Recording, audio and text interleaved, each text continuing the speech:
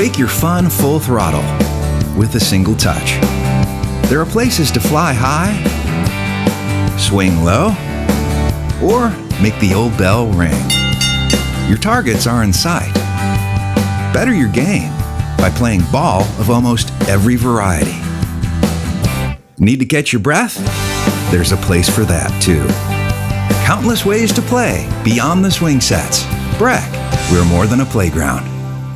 Hi, business owners. Phase 3. Woohoo! But do your customers know you're back? Well, that's where the Clarence Bugg Show and Pelican Broadcasting can help. Right now, we've got great rates on advertising packages to help you get the word out. Shoot me an email at bugsclarence@gmail.com. Or better yet, call me up. I'd love to talk with you. 225-485-6839. Let's get together and make Phase 3 the best it can possibly be.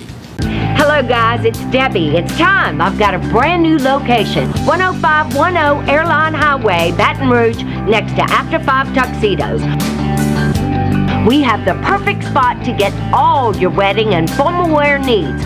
Come see our one-of-a-kind name brand and get great prices. With 30 years experience, the best customer service anywhere. It's Debbie's Bridal, Airline Highway, Baton Rouge. See you soon. Getting a letter from the IRS that you owe back taxes can be scary, but it doesn't have to be. Call Go Tax Resolution in Lafayette at 337-420-1040 today. We'll help stop garnishments, levies, and seizures immediately. With over 35 years of dealing directly with the IRS, our team of local professionals will help you pay the least amount possible. So if you owe back taxes to the IRS, you need help. Call the tax professionals at Go Tax Resolution in Lafayette at 337-420-1040. Your go-to tax relief.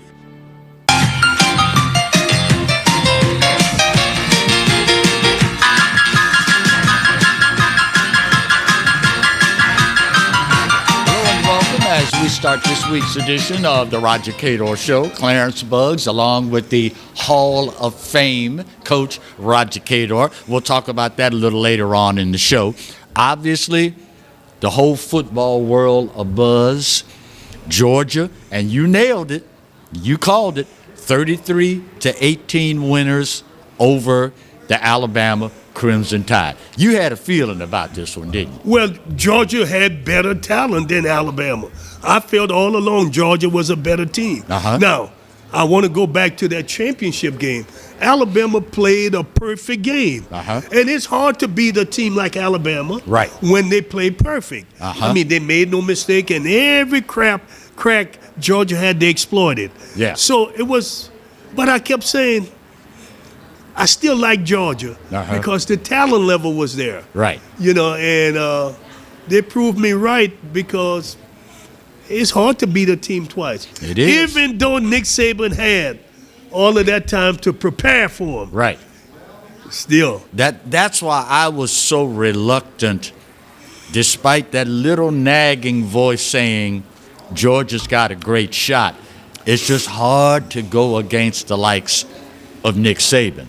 Of course, now, with Alabama taking the measure of Georgia the way they did in the SEC championship, going into last night's game, did Georgia have all the incentive? They had everything to gain, nothing to lose?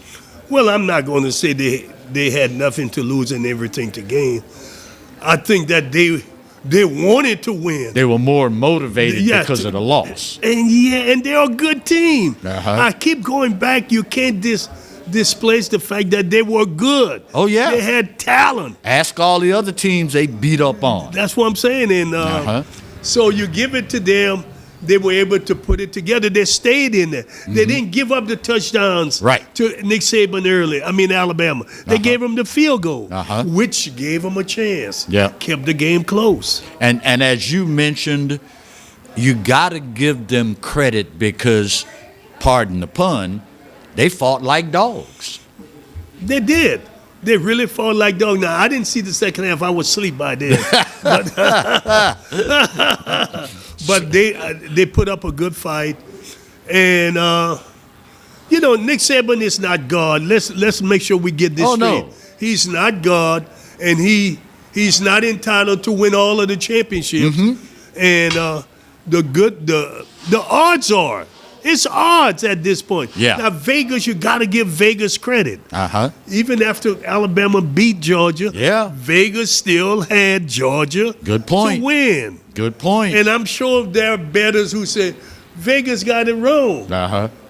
Vegas had it wrong the first time, but they had it right this time. Yep, when it mattered most. First University of Georgia national championship in football in 41 years.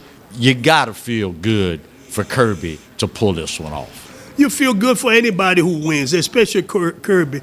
That gentleman has done a hell of a job with recruiting since he left Alabama, went to Georgia. Right. And now the problem, Kirby, Smart, next year, if you don't win it, they're angry with you. Yeah. That's the problem. Yeah. But you know what? Take a year to celebrate and enjoy the victory, because you're going to have to deal with Tennessee, Kentucky, Georgia, Florida, and the like of those schools. And you may have to see Alabama again. Oh, no, he'll see Alabama again, but, those are the schools, even on the eastern side, that he's got to contend with. Right. You say take the year and celebrate. How long you think that celebration's going to last, realistically? Until he loses the first game. This is what you're dealing with in 2020. Yeah. But when you get to that level, as a coach and as a program, you win a national championship. Those of us on the outside looking in, which is why I'm asking you, because you've been there and done that, realistically, how long do you rest on those laurels before you got to get back into that grind all over again to get ready for next season? I'm sure he's on that phone today talking to one top recruit that he's trying to get in, because he got to replace people. Yeah. And he's on the phone. Yeah. And that's the sad thing about this thing, is that you can't ever rest. You know what I was happy to see Nick Saban do? What's that? After they beat Cincinnati, I saw him dancing with the parents and everything. You need to be able to loosen up. Yeah. This thing about win. Listen, man, this thing will tear you apart. Yeah. You have to have some balance in your life. Right. Where some kind of entertainment, enjoyment, smelling enjoy the roses. fruit of your labor. Yeah, smell the roses while they're blooming. Yes. Yeah. And that's one thing going into the Hall of Fame. I was able to listen to the much older coaches than I am. Right. And I listened to them and I said, it's really sad that everything they put into the coaching. Right. And didn't put that much into life. Yeah. Let me tell you. When I left coaching, I left coaching. When I left playing baseball, I left playing baseball. When I left it. Right. I'm never going to put my whole life into that kind of stuff. You can't do nothing with it. Yeah, yeah. And if you think he's lying, think back last year when I asked you point blank, do you miss it? And you looked at me without batting an eye and said, do I look like I miss it? Hell no. You put it back. That's that chapter. Yeah. On to the next one. On to the next, because the next chapter in my life is the most important one. Yeah. Because it's going to be the rest of my life. Good point. And that's the one I really want to try and enjoy. So my whole thing is, when my wife was alive, she used to always tell me about, you're not going to be able to take all the championship and the wins and go to the grocery store and do anything with it. You can't take it to the bank and get a loan. Unless it's Piggly Wiggly. Shopper's value. Shopper's value now. Yeah, I'm old school. What can I say? Heading into this year, assistant coaches versus Nick Saban were 0-24, if memory serves correct. This year, first Jimbo Fisher, second, Kirby Smart. Is the book out now on how to beat Nick, or did the numbers simply just catch up with them? It catches up. Those programs are really top flight programs. When talents become equal. Right. The coaching ain't. The coaching is pretty darn good on both sides with each team. Yeah. They really have good coaches. It's just that who make the least amount of mistake. And unfortunately for Alabama, they had some of their the players, I want to say, the players who played the skill position players were hurt. Mechie and some And others. then, but it's running backs too. He was playing with a third string running. So when your skill position, those are the people gonna put the points on the board for you. They weren't there to help him. You got me? Of course, now the argument to that is, well, injuries are a part of football. That's part of the game. It's a part of everything. Yeah. But I understand. But my point is, you're not gonna win in those kind of games if you're not playing with your best players and the most experienced. Yeah. So Georgia, fortunately, were able to do it, and they won based upon they beat Alabama on the field. How good for the sport of college football was Georgia beating Alabama? I think it's good. I remember saying when we were just dominating the SWAC, we won 8 out of the 10 championships in the 90s. I said, this is not good for the SWAC, for Southern to be winning every year. And people said, why are you saying that you win? I said, it's just not good. You need competitiveness. You need other people winning because it makes it a better situation. So I think it was really good that Georgia won because now the psychological barrier is broken. The psychological barrier is broken. The next team could be Texas A&M next year. Could be the team that wins it all because the psychological barrier has been broken. Now we know during those championship years that you dominated, now we know why they came up with the term SWAC, Southwestern Athletic Conference, acronym SWAC, stands for Southern Wins Another Championship. And I never liked that because I never wanted to lord over my opponents when we won and beat them. You know, there was someone came to me with a slogan they wanted to do. I said, no, I don't want to embarrass the competition. I don't want to embarrass those guys. I said, there's no benefit in me making them feel bad about us beating them, me feeling good. I said, man, listen, I had better players, and they produced on the field, and that's why we won. What do you think Nick Saban said to his team in the locker room after the game? I think Nick Saban said Georgia was a better team than us tonight. I really believe he said that. And I think Nick Saban knew going into this game that it was going to be a dogfight. Oh, yeah. Nobody knows it better than the coach who coaches his players. He knows what the odds are. He knows that if something doesn't all go all right, we're going to have problems. And I could see the uneasiness that he always had, but it was a little different. But you know what?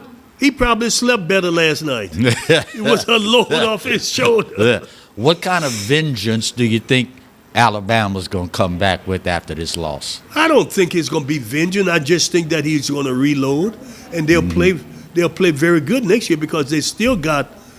They'll lose a wide receiver. Well, one of the wide receivers may come back because of the injury and play, and I want to talk about injuries in the game, by the way. But I think that he's got so much talent that they'll be better next year. They'll be a lot better. Running backs will be back. And I just think they'll be a lot better. Injuries are part of the game. Yes. That's something that happens, ask the Saints, with a degree of regularity that can change the outcome of a game at the drop of a hat. How do you deal with that? You can't deal with it. You just live and put the next guy standing got to go in. But I think all of the injuries to key players we've seen going to change the way we start seeing players not play in these kind of games. They may play for the national championship. But I think the other bowls, it's a done deal. They ain't playing. Because agent going to tell them, man, don't play, get hurt your chance.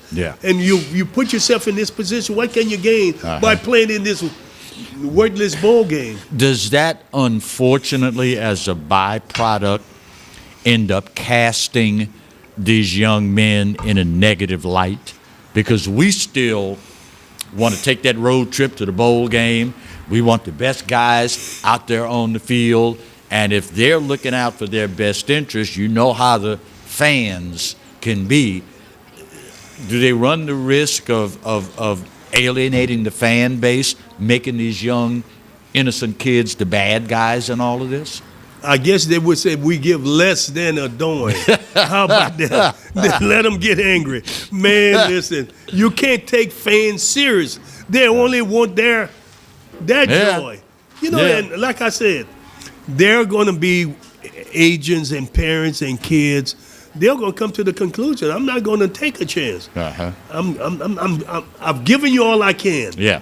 And schools better start accepting that. They're going to give them all they can, and they ain't going to give them that one more game. And at the end of the day, realistically, they ask, do you know how much money this could cost me if I were to get hurt? And not a whole lot of people could argue with that. Can't argue.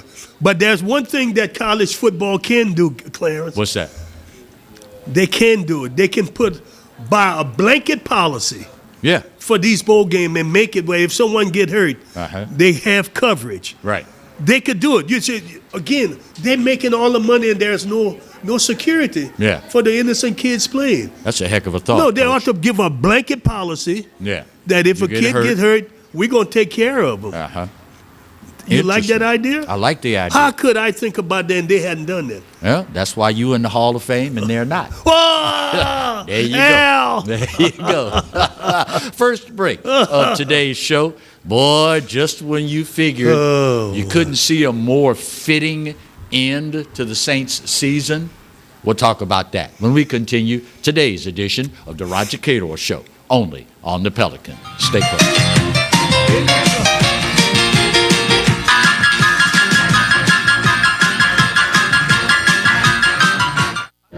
Got termites?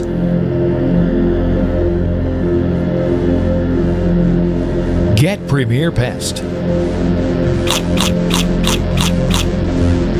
PremierPestServices.com.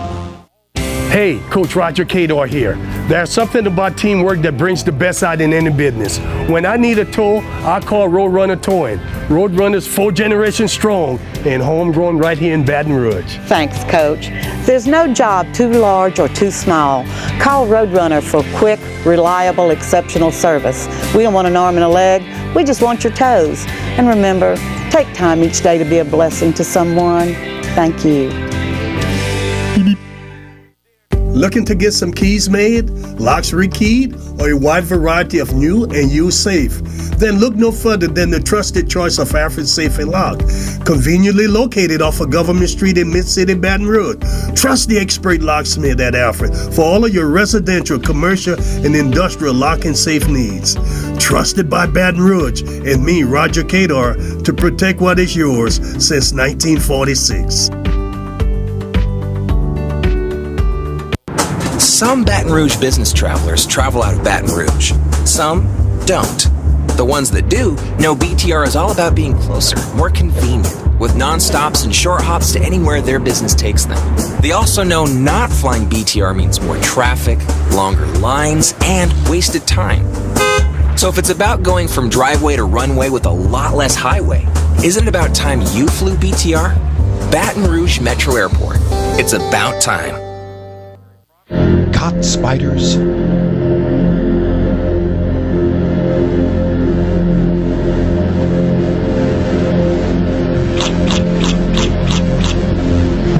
Premier Pest Services.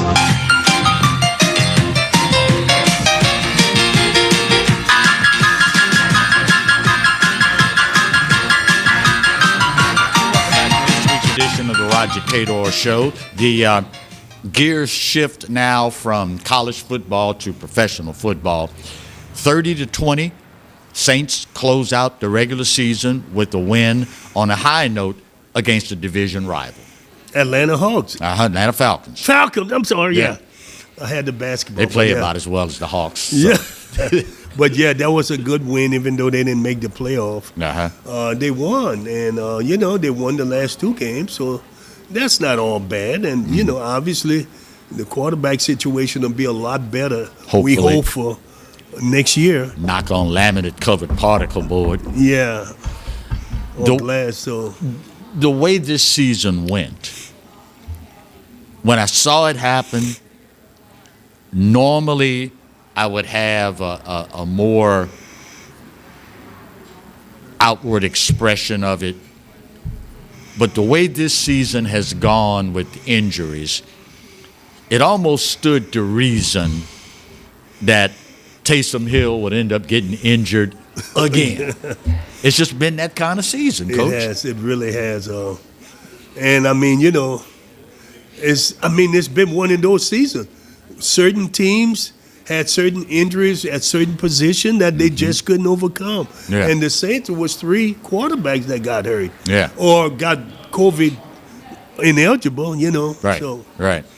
Well, we have highlights from the season-ending game, division encounter against the Falcons. So, guys, if you will, in the truck, be so kind as to roll the highlights as we continue our conversation. It, I guess in the grand scheme of things, it put the Saints in a position where when Taysom went down with that injury, Trevor Siemian stepped right in, didn't miss a beat. that was nice that he did. And they needed it, you know. Puts him at the 47-yard line of Atlanta. You know, and he's going to be better off because he got that good experience this year. Yep. So, you know, and we don't know Winston if he'll be able to come back for the preseason in June or July. Right. You know, it just take a while when you have the injury he had. And so you still, and Taysom Hill, it's tough, man. That guy keep getting hurt. You know, and the kind of player he is, he's going to get hurt. He's running. Well, yeah. You know. Yeah. When you look at the injuries, you look at the severity of them, you look at the number of them. Conventional wisdom says, while it handcuffed you this year, looking down the road next season, you got a bunch of guys on that roster now that got some really, really valuable playing time that otherwise never would have seen the light of day on the field. Probably wouldn't have. The other thing, Clarence, is the draft. The draft is always the key to teams being able to improve themselves. And then you get lucky with a free agent signing. You know, you find one you can sign. And so that's really what the Saints has got to hope for. Yeah. Where are we weak at? Where we got to get better? And then go from there. I really think they need a quarterback. Yeah. They got to try and find one in the draft. And it's for future. Yeah. See, this is what happened when a guy like Drew Brees play all those years. Yeah. You don't get to develop anyone. That's right. I heard a statistic the other day that I had not thought about. And the guy said this is particularly hard for Saints fans to stomach because for 15 years we had one quarterback. Yeah. Now in 1 year we've had 4. Yes. I mean that's just insane. And when you get used to something being one way, and all of a sudden, boy, when it goes south, it really goes south. And that's why, as fans, they have to be patient. Yeah. You have to be patient, Clarence. Yeah, but now I think about the old bumper sticker that was real popular back in the 70s that said, "God, please give me patience. And give it to me right now." Oh, I mean, that's how we fans think. Yeah, give me patience, but I want it right now. And I want it right now. I thought it was so ironic. After all these years have passed, the 49ers still find a way to stick it to the Saints. An old conference hated rival. All these years removed from the NFC South, and they still find a way to get one last dig in before it's all over. By them winning, them knock the Saints out. Yep. Yep. Well, that happens. Of course, now you can also make the argument, wait a minute, it's easy to point the finger at the 49ers, but had you beaten the teams you were supposed to beat, Like New York who? Jets, Teams, there's no reason on God's earth you should have lost those games. So now that's on you. That's not on the 49ers. Didn't the Jets beat someone else? Yeah. Toward the end of the year? Toward the end of the year. I'm thinking they beat someone. Uh-huh. You know. For some reason, I want to say Buffalo. Don't take that as gospel. Don't take it as gospel. But they were leading Buffalo at one time. Yeah, and think they folded up at the very end. But my point is, you stumble every now and then with teams you should beat. Right. Sort of like Indianapolis stumbled against Jacksonville. Yeah. Boy, that was a big stumble. Yeah, that was a big. I don't know if I call that a stumble. That's like falling. That's like falling all the way down 3 flights of stairs. Stumble. Did you fall on Marty bike when you fell? Too hot and too black. Oh. Realistically, say what you will, but because of injuries and everything else, realistically, the Saints were not playoff material. Were they really are not. And that's, the NFL, half of the teams get in the playoff. Mm-hmm. And it's a money-making venture. You and I both know that's what it is. Yeah. But those teams aren't good enough to win. No. You know what I'm saying? No. I think we could be better served if we eliminate about 6 more teams, and maybe I'm counting too much, but a few of them teams, and let the teams who won their division get another week to prepare. You got? Let the wild card teams or team with the second, let them play, and the team who won their division, now they get an extra week to prepare to play those teams. I think I like that concept a little better, but it doesn't make money for them by doing it that way. Well, at the end of the day, ultimately, somebody has to decide what's best, and having the best teams in the playoffs is what's best for the game and for the fans. Now, if by chance you have an ATV side-by-side, motorcycle, new or used, and you want what's best for you and your ride when it comes to service, you got to go see our friends at Powerhouse Outdoors. Listen, when Marty takes Jane there to have work done, if Marty trusts these folks with his girlfriend, you can trust them with yours. No two ways about it. Something as simple as tire replacement and balancing. Prior, you might have seen Marty, if you let the wheel, let the handlebars go, a little bit of drift to the side, they fixed all that. Great people, great service, great products. We're talking Kawasaki, Suzuki, Can-Am, Polaris, you name it, they got it. If they don't have it, they can get it. Service after the sale, South Louisiana folks appreciate it, and that's what you get. Real easy to find. 2323 Florida Boulevard. Give them a shot. You'll love it. Quick break, and we're back to talk about a monumental accomplishment, something we are all so very proud of, and it centers around this guy. We'll talk Hall of Fame, the latest acknowledgement, when we continue this week's edition of the Roger Cador Show. Stay close.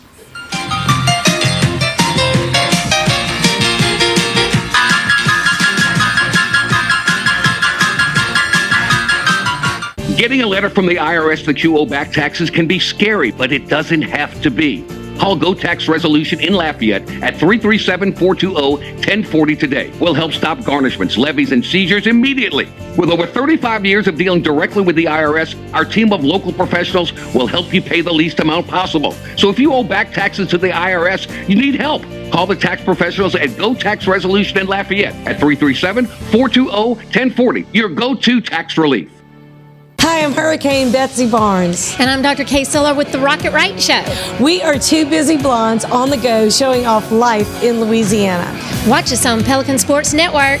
And Talk 107.3 FM. Check local listings for times. Hello guys, it's Debbie. It's time. I've got a brand new location. 10510 Airline Highway, Baton Rouge, next to After 5 Tuxedos. We have the perfect spot to get all your wedding and formal wear needs. Come see our one-of-a-kind name brand and get great prices. With 30 years experience, the best customer service anywhere. It's Debbie's Bridal, Airline Highway, Baton Rouge. See you soon. Smart Baton Rouge business travelers travel out of Baton Rouge because BTR is so close and convenient, they're always one step ahead, rather than dead on their feet. So, isn't it about time you flew BTR? Baton Rouge Metro Airport. Have a passion? We've got the place. Gear up for where the rubber meets the mud, or stir up memories of a lifetime. Reach new heights. Gravitate towards something out of this world. Even travel back in time. You might like a little drama in your life, or get in touch with your inner nature lover. Release some pent-up energy while you're at it. There's plenty to do beyond the swing sets. BRAC, we're more than a playground.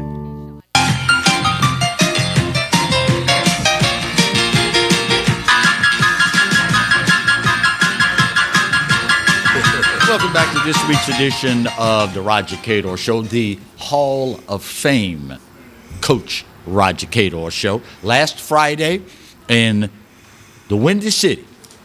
How windy was it there, Coach? It was cold. It was minus when I arrived. -5 when you got there. 95, -5. Ooh, -5 degrees. Coach inducted into the American Baseball Coaches Association Hall of Fame. Congrats to you, big guy. Thank you, Clarence. It certainly was a true honor. And, one that's tough to get in. There's a lot of members, and they don't put a lot of people in every year. Let's start at the very beginning. What did you want to be growing up?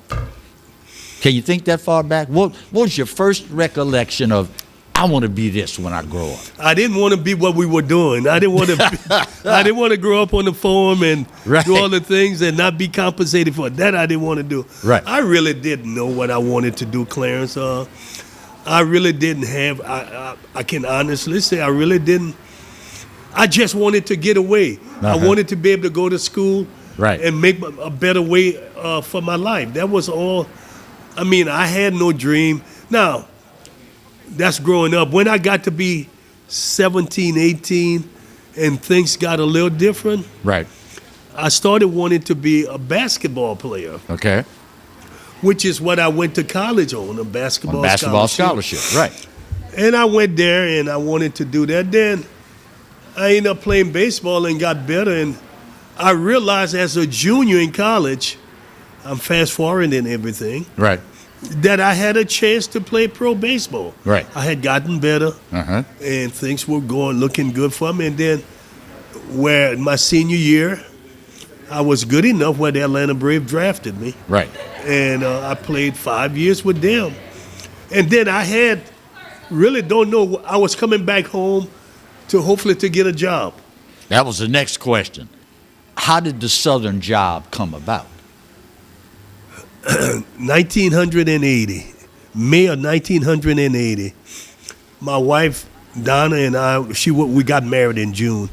But she came down, I was packing to move to Greenville, South Carolina, which is where she's from.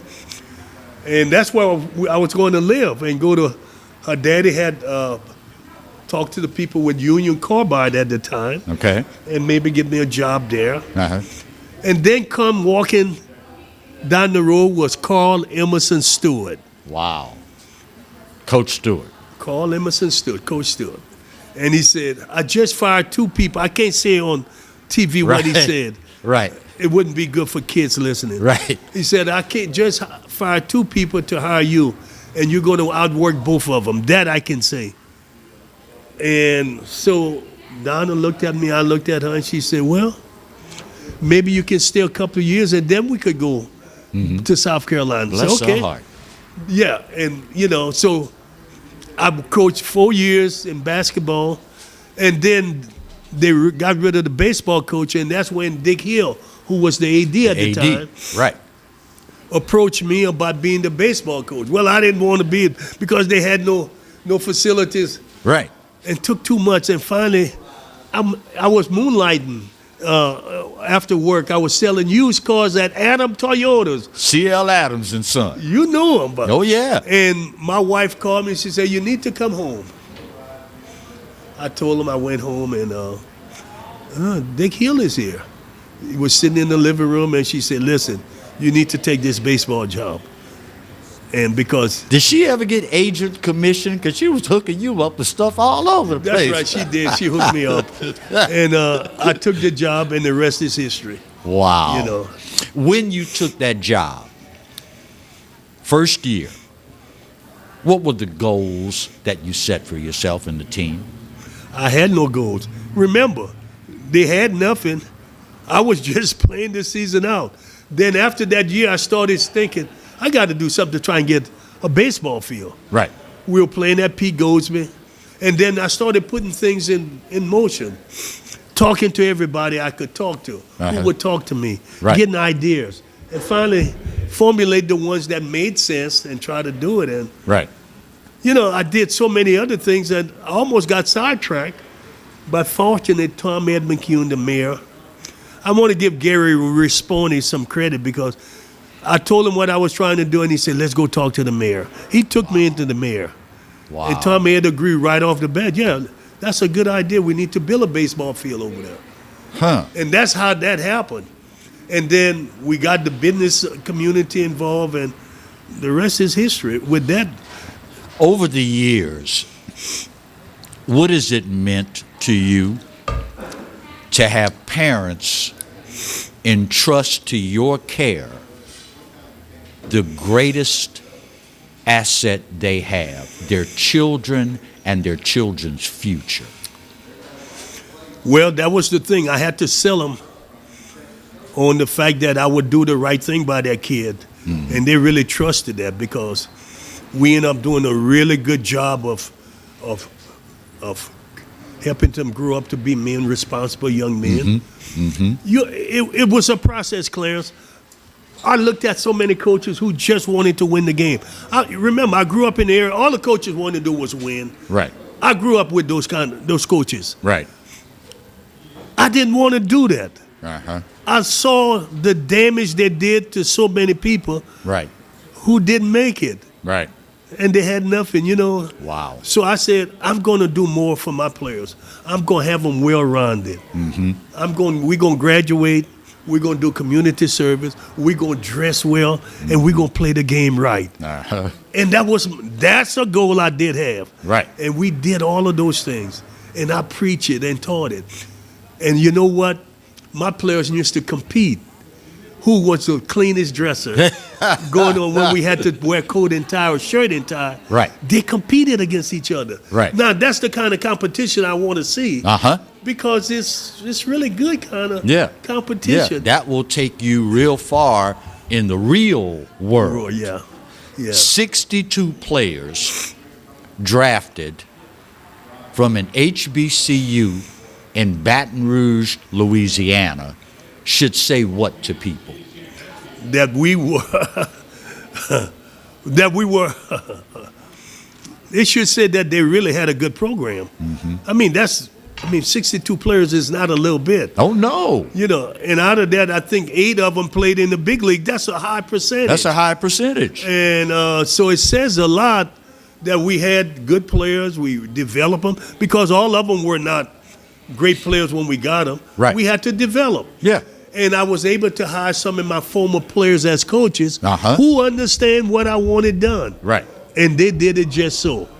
12 30-win seasons. What was the key to that consistency? Players. Sort of like Nick Saban is consistent with what he do. He got players. Right. It ain't all his coaching. Right. It's players. You have to get players, and we got players. And I never once fooled myself.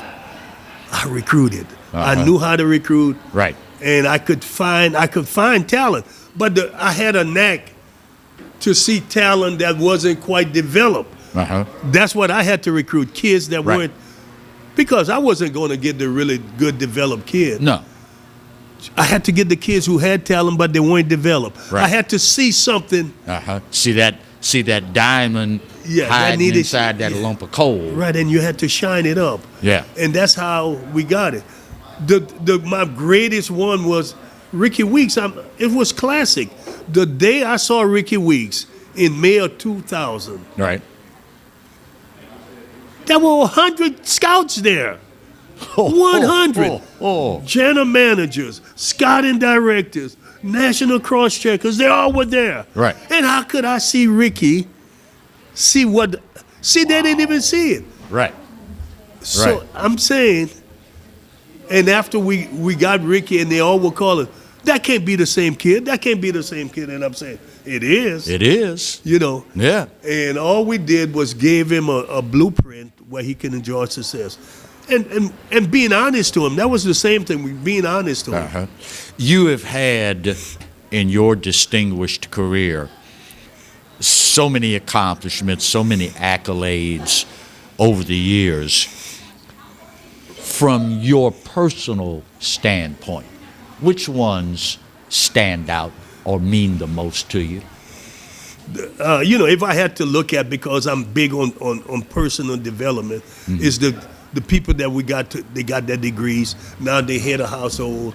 They're business leaders. They're community leaders. Yep. And they're making society a better place. Yep. That is the one thing that I'm really proud of, because when they call me now, they say, Coach, you had it right. You were right. Nice. See, it doesn't seem that in the beginning, right. But if they could just live and be in that situation. Yeah. I used to tell them all the time, one day you're going to have kids, you'll see. Uh-huh. And they have kids now. I have always been a fan of yours. I've always appreciated what you've tried to instill in young people. And when I heard that you were going to get this honor, it was particularly as a man of color. I was enamored with it because this was not black baseball coaches putting you in a Hall of Fame. Not that there's anything wrong with a Black Baseball Coaches Association, but this was the American. This covers everybody. White, black, brown, yellow, you name it. The American Baseball Coaches Association. Despite what so many people want us to believe about this country, what does that say to Roger Cador about the true state of this country? In my speech, I talked about. Did you? America is a great country. I said, America is a great country. You can do anything you want if you work at it. Uh-huh. We have a lot of problems, I grant it. Right, of course. But it's the greatest country there is. And I told them that, and I said, what makes it great is that the kids I got out of the inner city that no one wanted to deal with, I got them, and they did a lot of good things, and they're making America even better. Yep. So I don't know if you were peeping or listening on the wall. I did talk about how wonderful America was. And let me tell you, I'm one of those guys who could say America is stink because of the way they did me and my family. Right. You know what I'm saying? But you didn't stop there. No, I didn't stop there. And my daddy, who could have said a lot, and he never taught us to hate the people who were hating us. Right. I got to give him credit because he could have made me a rebel. Yeah. If he wanted. Yeah. But he kept saying, son, those people don't know what they're doing. Uh-huh. And that was the best way he could put it at the time, because he knew he had limited amount of rights. Right. And leadway. Right. I was listening to something this morning about during slavery, that in the South they wrote a constitution that, in the Constitution they wrote something that blacks couldn't fight for their right. They had no rights. Right. And my dad, that grew up toward the end of that. Uh-huh. And so I got a better understanding. So I didn't have to teach my son none of that. Right. My son doesn't know color. His friends are all color. Right. And it's a wonderful thing. Amen. Amen. Well, it is truly a wonderful thing that America's baseball coaches saw what was accomplished, saw the circumstances, and then saw fit to honor a guy who's honored us with his service to our community and our young people. Final break of today's show. We'll come back and wrap up this week's edition of the Roger Cador Show, only on the Pelican. Stay close.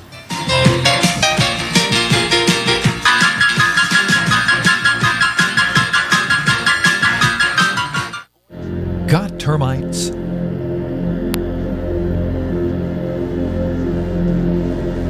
Premier Pest. PremierPestServices.com. Looking to get some keys made, locks rekeyed, or a wide variety of new and used safe? Then look no further than the trusted choice of Alfred Safe and Lock. Conveniently located off of Government Street in Mid-City, Baton Rouge. Trust the expert locksmith at Alfred for all of your residential, commercial, and industrial lock and safe needs. Trusted by Baton Rouge and me, Roger Cador, to protect what is yours since 1946. Hey, Coach Roger Cador here. There's something about teamwork that brings the best out in any business. When I need a tow, I call Roadrunner Towing. Roadrunner's 4 generations strong and homegrown right here in Baton Rouge. Thanks, Coach. There's no job too large or too small. Call Roadrunner for quick, reliable, exceptional service. We don't want an arm and a leg. We just want your toes. And remember, take time each day to be a blessing to someone. Thank you. Caught spiders.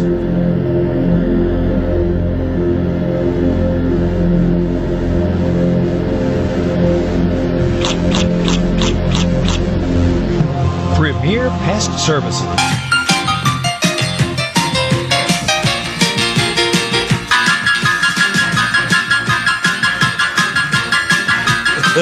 Welcome back to the final segment of the Roger Cador Show. Coach, we did not have the opportunity last time around to talk about the Texas Bowl, Kansas State and LSU, because the game happened the day after we recorded the show. With only 39 scholarship players, we all kind of knew this was going to be tough sledding for the Tigers. Oh, yeah, and they had to play a kid at quarterback. A wide receiver who at hadn't played quarterback. quarterback since high school. Right. But he did well. He didn't do bad. Considering. Yeah. Kansas State is a good football team. Uh-huh. And, of course, when you look at the number of scholarship players, particularly on the defensive side of the ball, quite frankly, Kansas State did pretty much whatever they wanted to do on offense. Yeah, it's just, this was – but it is what it is. This is the state of college football to a large extent. Yeah. We're gonna see more dramatic changes in the years to come, as long as that money, kids keep getting hurt, playing on that turf. You know that kid who got hurt for Alabama, number 1, Williams, last night. Had he been on grass, he never would have gotten hurt, Claire. Yeah. What happens with the turf doesn't give. Right. Grass does give. Yes. And it would have given and he wouldn't have been hurt. We're going to see a drastic change. I think the LSU roster thing with only 39 scholarship kids, you're not going to beat Division I schools. No. That's on your level like that. How much does the transfer portal figure into all of that, do you think? It figured a lot. LSU probably got 8 or 9 kids in that portal. Mm-hmm. If they had them, they would have been much more competitive. Yeah.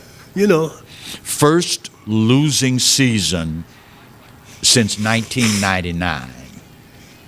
How do you reconcile that with the fans? I'm glad you said the fame, because I was going to say it didn't matter.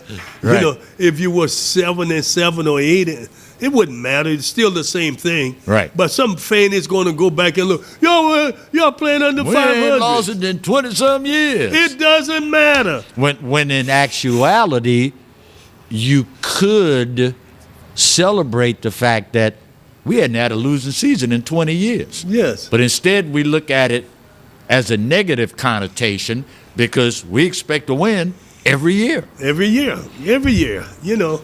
So, and you had to look at, there was so much that went wrong this year. Oh, Lord. Whoa, yes. So much went wrong. I mean, golly, I feel bad. Yeah. But, this year is behind us now. A new coach. Someone asked me a couple of days ago, what you think about the coach at LSU? Is he going to win? I said, man, it doesn't really matter right now. Let that guy get his team together, his coaching staff. Yeah. I mean, come on.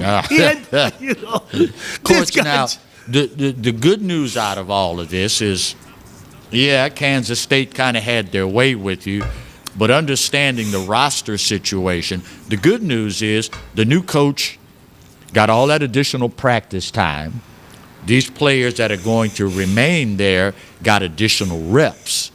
That's kind of really the only way you can look at this thing from a positive standpoint, is it not? I would agree with you. Those extra, that's what makes the bowl games valuable to programs. Mm-hmm. They can practice, do the extra practice. Yeah. It's about 10 or 15 days, I guess. 15, yeah. 15, so they get that's all they get in the spring, am I correct? Correct. So that's 30 practice they can get before they start their fall practice. Yeah. And for a new coach, that's invaluable. Invaluable, you know. Yeah. Now, what he's going to have, the quarterback, Howard, is going to be able to come in January. Uh-huh. Jamie's son. And so, you know, that's going to be another thing to deal with, because now the quarterback who is there now, who didn't drop his red shirt, if he don't start, he'll probably abandon you. I mean, this is crazy. Yeah. You know. Yeah. Is that one of, if not the biggest difference in college athletics from when you started coaching and where it is today? Yeah. Let me tell you, you know, when Ricky was playing for me, you could leave and go play at a D1 school and be eligible immediately. Right. That rule existed then. They had changed it after that. And when Ricky went to play for the USA team, everybody in the world tried to get him to leave. Oh, I'm sure. They tried to get him to leave Southern and come play for them. I gotta give Ricky some credit. He stayed. He stayed with us, and he never talked to me about it, but he confided in one of the assistant coach and said, "Man, them people trying to get me to leave. I ain't leaving. I like what I got here." Yeah. See, with Ricky, it wasn't about the glory. Right. He knew he was going to get it. You got me? So, but them kids are not like Ricky. No. And Ricky ended up having a 15-year major league career, made over $70-some million. So playing at Southern and staying there didn't hurt him at all. Right. And on top of that, I can't get in his head to think what he may have been thinking while all these other programs were making their pitch for him to leave Southern. But at the end of the day, as it should be, I might add, he was going to have to deal with his mama if he made that decision. And he loved his mother. He loved his mother so much he would never do anything to hurt her. Right. I don't know if kids love their mothers as much anymore because they Mama, this is my life. I got to live my life. He would never say that to his mother. See, he knew his mother and I had a special relationship. Right. He knew that. Right. And I felt he didn't want to do anything that would ruin that. Had you ever in your coaching career had a situation like that where a mother or father, for that matter, committed under those circumstances to let you tutor, lead, raise their child? Coco Chris was the same. I mean, same way? Yeah, his mother did the same thing. Okay. His mother did. She made that decision. The daddy went along. But it was Coco's mother who made that decision. You go in the Southern, you go play for Coach Cador. Wow. After she met me in 1997, she said, "You're going to play for that man." You know. Wow. And I mean, those are the kind of stuff. And I'm sure it's other situations where players, you know, parents did the same thing. But, you know, but those were the two that stood out because, again, all of my mothers I had a special relationship with. You know. So it's fair to say that Roger Cador was a ladies' man? I would say that. I had to be careful. My wife didn't like that. I had to be careful. I had to be awful careful. You heard it here first. I was walking a man. thin line because, she said, "You got to watch how you talking to these mothers now." Right. You know, because some of them, they ain't got it all. An individual, oh my goodness, saying to his or herself right now, here's a guy who was a sharecropper's son, grew up on the island side of New Roads. Back then, did they even equate the island with New Roads? No. I don't think New Roads even wanted to own the island Didn't want back to. then. And now, of course, they got the big island family reunion, Yeah. a whole different ball game. Sharecropper's son ends up in the Hall of Fame, National Black College Championships, Untold Conference Championships. I come from a background like that. If he can do it, maybe I can do it. What advice would you give someone thinking along those lines? Well, all of the young black coaches who were at the Hall of Fame induction, and I talked with them, and I said, the one thing you got to understand, you can't work to say I'm going to be a Hall of Famer. Right. Then you're defeating the purpose. Uh-huh. I said you have to work hard. You have to be consistent. You have to love your kids. You have to put them number one. Amen. And do all you can for them. And I said, the Hall of Fame will take care of itself. Right. I said, I could never dream of no Hall of Fame. And no field, no equipment. How could I? Plus the time you spend focusing on getting to the Hall is less time you have to earn your way in, correct? Correct. Because you're going to have to earn your way in it. Uh-huh. And earning your way meaning you have to do a lot of things, and it's going to be a long road. It's not going to be a short road. Oh, no. It's not, in my case, it was 33 years. Yeah. This Hall of Fame thing is not a short-term thing. Uh-huh. That's why you can't think about it. Right. You can only dream about, boy, I want to make sure I prepare my kids to do the very best. And I really spent a lot of time at that. But I also told the people, I practice an hour and a half every day. I didn't keep them kids out there 4 and 5 hours. Right. I said 1.5 hours. Made sure we taught them everything they needed to know during that time period. Right. Because I learned something about attention span. Attention span. Right. It ain't going to be. Anything past that, they're tuning you out. Yeah. So, Wow. Yeah. On a different note, LSU baseball under new coach Jay Johnson opens up preseason polls ranked number 4 in the country. Is that what you want this early in the season? Well, they were going to give him that no matter what. Right. Because it's LSU. Right. But he doesn't really care about that. Uh-huh. Because he's been in the game long enough to know it doesn't matter. Yep. That's paper stuff. Yep. He knows. Paper has no place on the field. No place on the field. He knows that he's in a tough conference. Oh, yeah. And they got 5 or 6 teams that he's going to have to beat. Oh, yeah. Without a doubt. Without a doubt. Well, that is going to wrap up this week's edition of the Roger Cador Show. Oh, wait. The Hall of Fame inductee. Oh, my goodness. Roger Cador. And we say that with the sincerest of heartfelt congratulations. On behalf of the crew and the coach, I'm Clarence Buggs. We'll see you next week with another edition of the Roger Cador Show. Till then, go Jags.